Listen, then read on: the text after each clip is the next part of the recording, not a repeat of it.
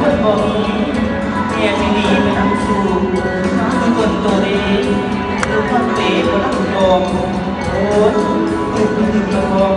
พอลูกของทองดองลูกคนเทมีลมโอ้ยเหลือใจเด้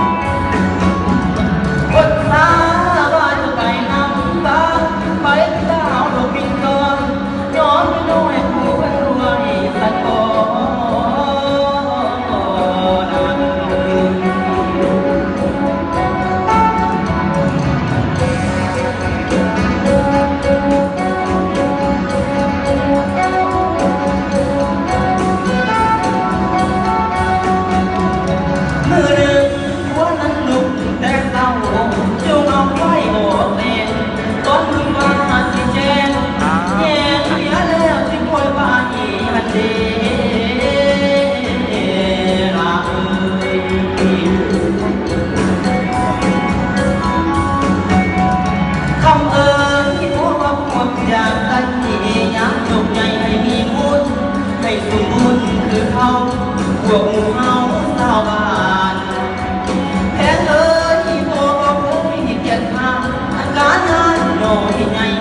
เรียนนักเบาเขาเห็น